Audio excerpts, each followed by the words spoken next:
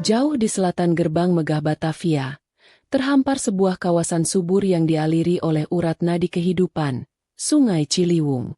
Tanah ini, yang kelak dikenal sebagai Depok, menyimpan lapisan kisah yang terentang dari masa kerajaan kuno hingga lahirnya sebuah komunitas unik yang menjadi cikal bakal kota modern. Kisah Depok bukanlah sekadar catatan perpindahan kekuasaan, melainkan sebuah epik tentang visi, kemanusiaan, dan perpaduan budaya yang langka di zamannya, membentuk sebuah identitas yang terus dikenang hingga kini. Jauh sebelum bendera kompeni berkibar di tanah Jawa, wilayah yang kini kita kenal sebagai Depok adalah sebuah belantara sunyi yang dinaungi keagungan kerajaan Pajajaran.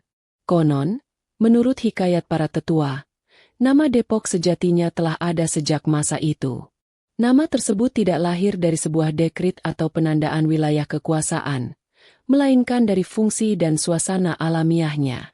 Depok diyakini berasal dari kata padepokan, sebuah tempat yang tenang dan terpencil, lokasi bagi para petapa dan orang bijak untuk menyepi, mencari ilmu, dan mendekatkan diri kepada Sang Pencipta. Suasana hening di tepi Sungai Ciliwung, dengan rimbunnya pepohonan dan gemericik air yang tiada henti, menjadikannya lokasi yang sempurna untuk sebuah pertapaan. Para resi dan empu dari berbagai penjuru diyakini pernah singgah dan mendirikan pondok-pondok sederhana di sini. Mereka mengolah batin, merenungkan hakikat kehidupan, dan menyatu dengan alam.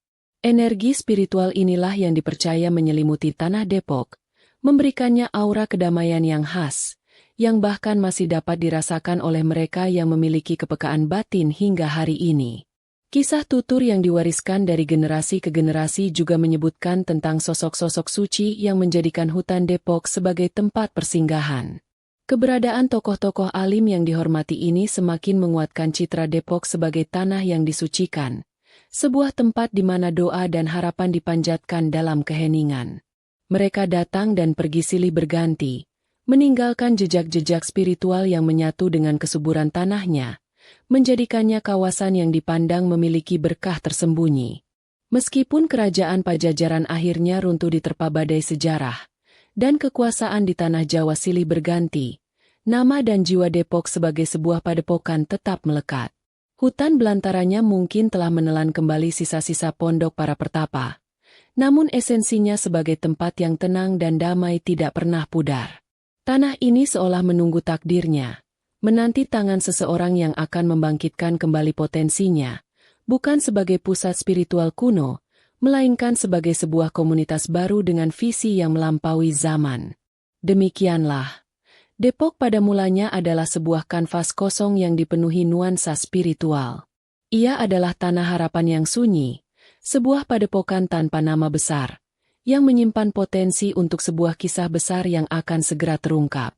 Alamnya yang subur dan lokasinya yang strategis di antara Batavia dan Buitenzorg kelak akan menarik perhatian seorang tokoh dari dunia yang sama sekali berbeda, yang akan menorehkan babak baru dalam sejarah panjangnya.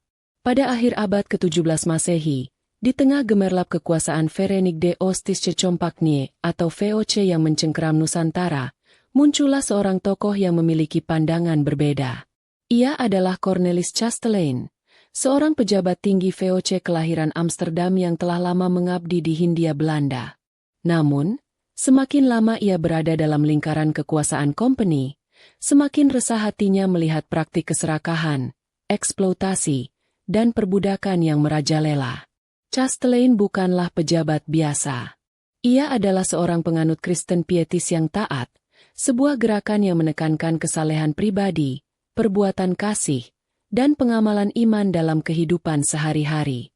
Ia meyakini bahwa ajaran kasih dan kemanusiaan harus diwujudkan dalam tindakan nyata, bukan sekadar kata-kata di mimbar gereja. Visi ini begitu kuat membakar sanubarinya, mendorongnya untuk mencari jalan keluar dari kehidupan glamor namun hampa sebagai petinggi VOC di Batavia.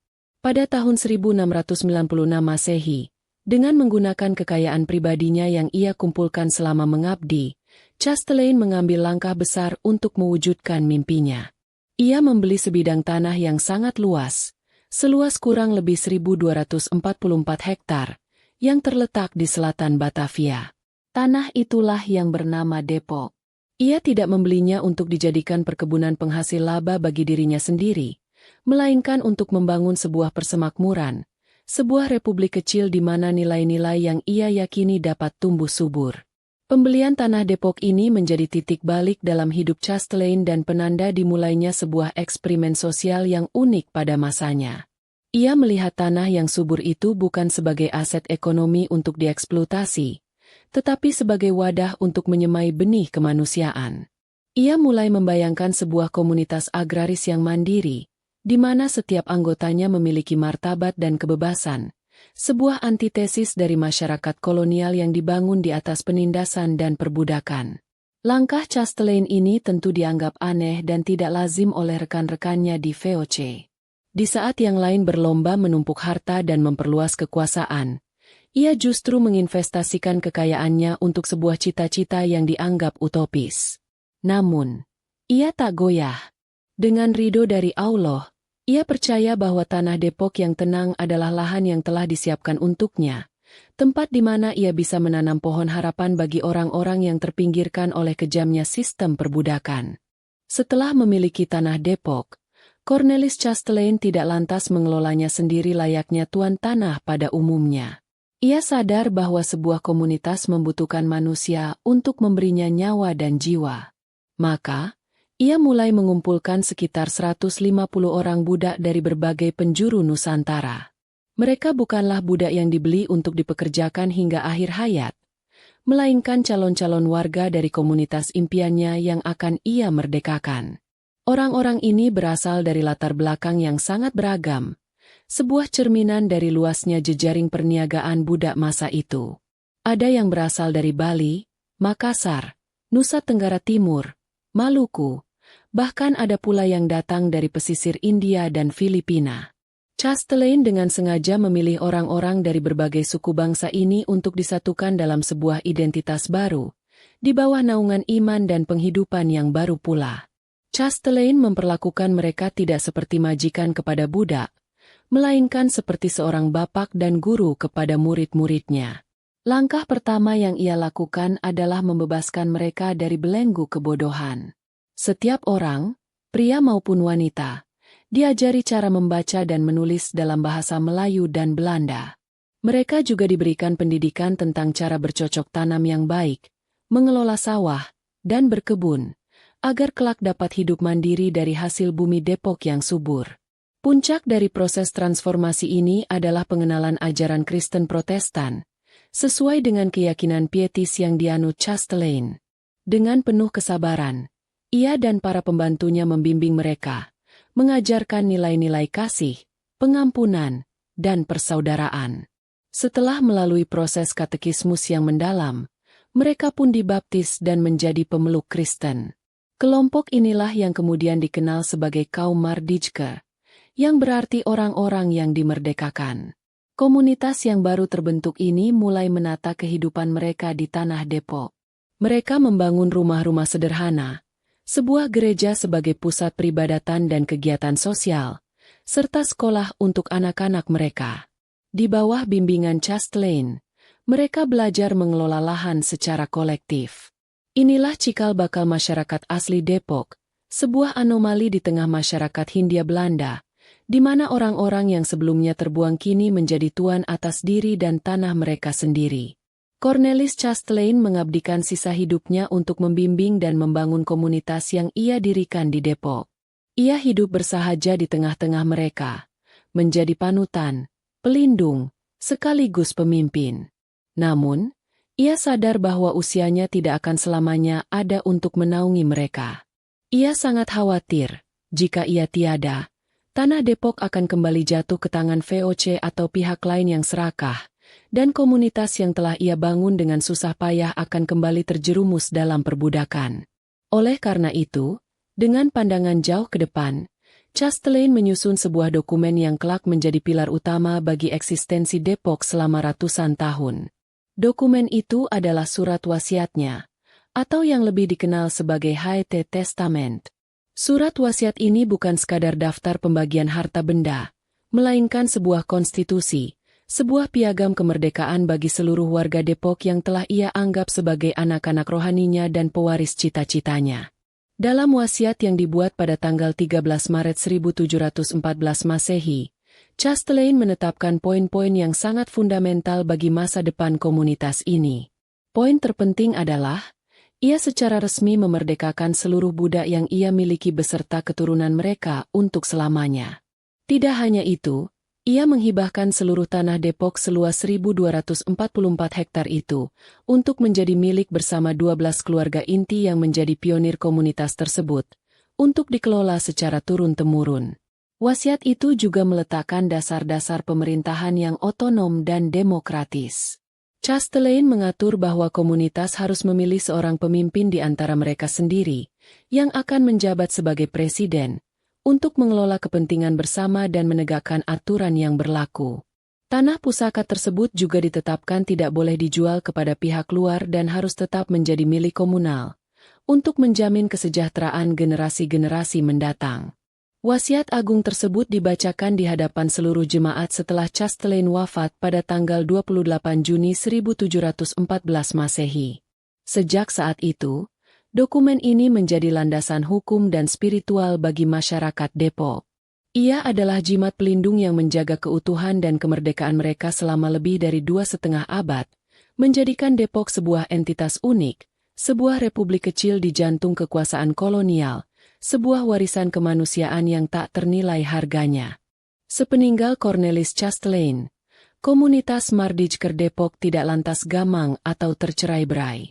Berbekal wasiat agung dari sang pendiri, mereka segera menata diri menjadi sebuah masyarakat yang terorganisir dengan sistem pemerintahan yang unik. Fondasi utama dari masyarakat baru ini adalah 12 keluarga inti yang telah dibebaskan dan diwarisi tanah Depok. Untuk membedakan garis keturunan dan mempermudah administrasi komunal, setiap keluarga ini mengadopsi nama keluarga atau marga. Lahirlah 12 marga asli Depok yang menjadi pilar komunitas hingga berabad-abad kemudian. Marga-marga tersebut adalah Bacas, Isaf, Jacob, Jonathans, Joseph, Lawrence, Leander, Loen, Samuel, Soedira, Tolense, dan Zadov. Nama-nama ini sebagian besar berasal dari nama baptis mereka, yang mencerminkan identitas baru mereka sebagai sebuah persemakmuran Kristen yang merdeka.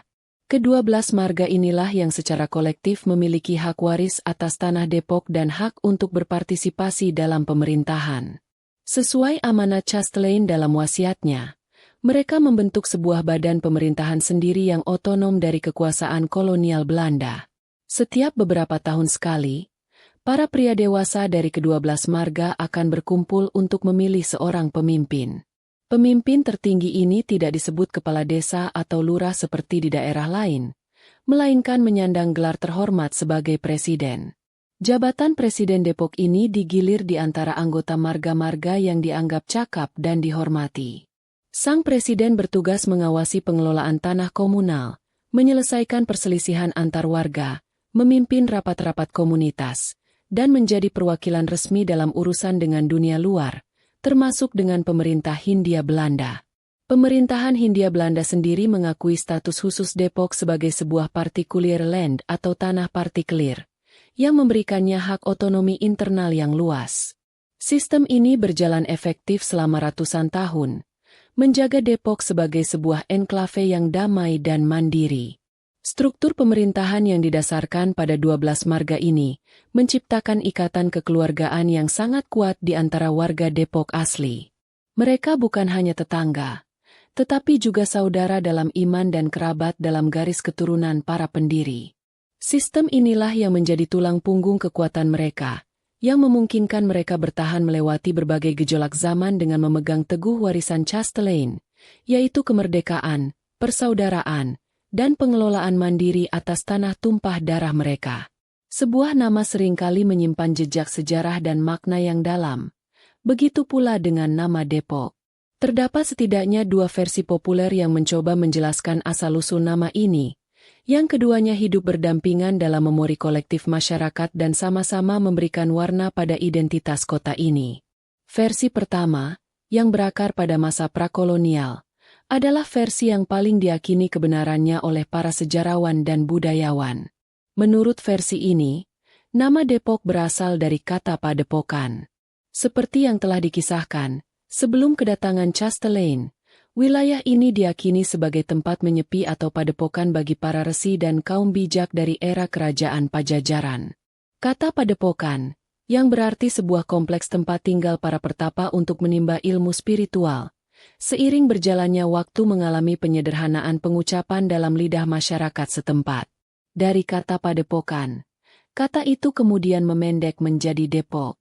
Makna ini sangat selaras dengan kondisi geografisnya yang asri, terpencil, dan tenang pada masa lampau. Aliran Sungai Ciliwung yang membelah wilayahnya menambah nuansa sakral dan damai, ideal untuk kegiatan kontemplasi. Oleh karena itu, ketika Cornelis Chastelain datang, ia tidak menciptakan nama baru untuk tanah yang ia beli, melainkan mengadopsi nama Depok yang sudah ada dan dikenal oleh masyarakat di sekitarnya. Nama itu sudah melekat pada tanah tersebut, jauh sebelum ia menjejakkan kaki di sana. Namun, ada sebuah versi lain yang juga sangat populer, terutama di kalangan warga Depok asli dan keturunannya. Versi ini mengaitkan nama Depok dengan sebuah akronim atau singkatan dalam bahasa Belanda yang mencerminkan visi luhur Chastelain. Akronim tersebut adalah De Eerste Protestantse Organisatie van Christenen, yang jika diterjemahkan secara bebas berarti organisasi Kristen Protestan yang pertama. Akronim ini dengan sangat tepat menggambarkan esensi komunitas yang ia bangun.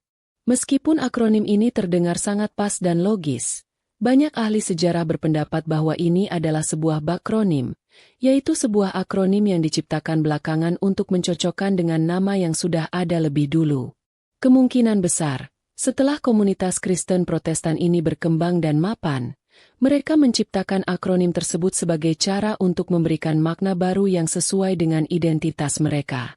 Dengan demikian, kedua makna ini tidak saling meniadakan, melainkan saling melengkapi lapisan sejarah kota ini. Selama lebih dari 2 abad, kehidupan di tanah partiklir Depok berjalan dalam ritme yang tenang, teratur, dan damai. Masyarakat 12 marga hidup makmur dari hasil pertanian, mengolah sawah dan kebun warisan Chastelain dengan tekun dan gotong royong. Mereka mengembangkan sebuah budaya yang sangat unik, sebuah perpaduan antara adat istiadat leluhur Nusantara dengan gaya hidup dan tata krama Eropa. Bahasa pengantar sehari-hari mereka adalah bahasa Belanda, yang membedakan mereka dari masyarakat sekitar. Setiap hari Minggu, lonceng gereja tua peninggalan Chastelain, Gereja Immanuel, berdentang syahdu memanggil mereka untuk beribadah. Gereja bukan hanya pusat kegiatan rohani, tetapi juga menjadi jantung kehidupan sosial mereka. Di sanalah mereka berkumpul, bertukar kabar, mengadakan perayaan, dan mempererat tali persaudaraan. Anak-anak mereka pun bersekolah di sekolah yang didirikan oleh komunitas, mendapatkan pendidikan ala Eropa yang dianggap sangat berkualitas pada zamannya. Namun, kedamaian ini bukannya tanpa ujian berat. Sebagai komunitas yang memiliki identitas dan gaya hidup yang berbeda, mereka seringkali dipandang dengan curiga oleh sebagian masyarakat pribumi di sekitarnya. Puncak dari ketegangan ini terjadi pada masa revolusi kemerdekaan Indonesia, dalam sebuah peristiwa kelam yang dikenal sebagai Gedoran Depok. Peristiwa ini meletus pada bulan Oktober tahun 1945 Masehi, ketika sentimen anti-Belanda sedang memuncak. Para pejuang kemerdekaan yang terbakar semangat revolusi, namun diliputi kesalahpahaman, menganggap warga Depok sebagai antek-antek dan mata-mata Belanda karena penampilan, bahasa, dan agama mereka. Massa dalam jumlah besar menyerbu Depok, menjarah rumah-rumah, membakar harta benda, dan melakukan kekerasan terhadap warganya. Banyak warga Depok asli yang menjadi korban, ditangkap, bahkan dibunuh, sementara sisanya terpaksa mengungsi untuk menyelamatkan diri. Peristiwa Gedoran Depok menjadi luka sejarah yang sangat mendalam bagi komunitas ini. Mereka, yang selama ini merasa sebagai bagian dari Nusantara, tiba-tiba dicap sebagai musuh. Setelah masa-masa sulit itu berlalu dan kemerdekaan Indonesia diakui, komunitas Depok mencoba untuk bangkit kembali. Namun, Status otonomi mereka sebagai tanah partikelir tidak dapat dipertahankan lagi di bawah hukum negara Republik Indonesia yang baru, membuka jalan bagi perubahan besar yang tak terelakkan. Setelah kemerdekaan Indonesia diproklamasikan dan kedaulatannya diakui, status tanah partikelir di seluruh negeri, termasuk Depok, secara resmi dihapuskan oleh pemerintah. Tanah komunal yang selama ratusan tahun menjadi milik eksklusif 12 marga kini harus tunduk pada Undang-Undang Agraria Nasional. Hal ini secara efektif menandai berakhirnya era otonomi Depok yang legendaris dan pemerintahan presiden yang mereka pilih sendiri. Pada dekade 1970-an dan 1980-an, Jakarta sebagai ibu kota negara mengalami perkembangan pesat yang membuatnya semakin padat dan mahal. Banyak penduduk Jakarta mulai mencari alternatif tempat tinggal yang lebih terjangkau dan nyaman di wilayah penyangga. Depok, dengan lokasinya yang strategis dan terhubung oleh jalur kereta api peninggalan Belanda, menjadi pilihan utama. Arus urbanisasi besar-besaran pun tak terhindarkan, mengubah Depok secara fundamental. Pembangunan perumahan massal, kompleks pertokoan, jalan-jalan baru, dan berbagai infrastruktur lainnya mengubah wajah Depok secara dramatis. Sawah-sawah dan kebun-kebun yang dulu menghijau subur perlahan tapi pasti tergantikan oleh lautan beton dan atap rumah. Wajah demografisnya pun berubah total. Keturunan 12 marga asli kini menjadi minoritas di tengah lautan pendatang dari berbagai suku, budaya, dan latar belakang di seluruh Indonesia, yang datang untuk bekerja dan menetap. Melihat perkembangan yang begitu pesat, pada tahun 1982 Masehi, pemerintah Republik Indonesia meningkatkan status Depok dari sebuah kecamatan menjadi kota administratif di bawah naungan Kabupaten Bogor. Perubahan status ini semakin memacu laju pembangunan dan pertumbuhan penduduk. Puncaknya, pada tanggal 27 April 1999 Masehi, Depok diresmikan sebagai kota madya atau kota otonom yang terpisah dari Kabupaten Bogor, dengan seorang wali kota sebagai pemimpinnya.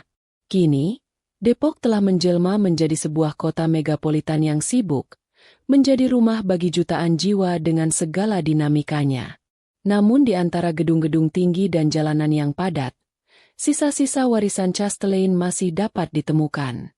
Gereja Immanuel yang kokoh, rumah-rumah tua bergaya Belanda, dan nama-nama jalan adalah pengingat bisu akan sebuah kisah luar biasa tentang komunitas yang lahir dari visi kemanusiaan, tumbuh dalam otonomi, dan akhirnya melebur dalam dinamika sebuah bangsa yang besar. Demikianlah kisah ini diceritakan. Segala kebenaran detailnya kita kembalikan kepada Allah, Tuhan pemilik kisah kehidupan.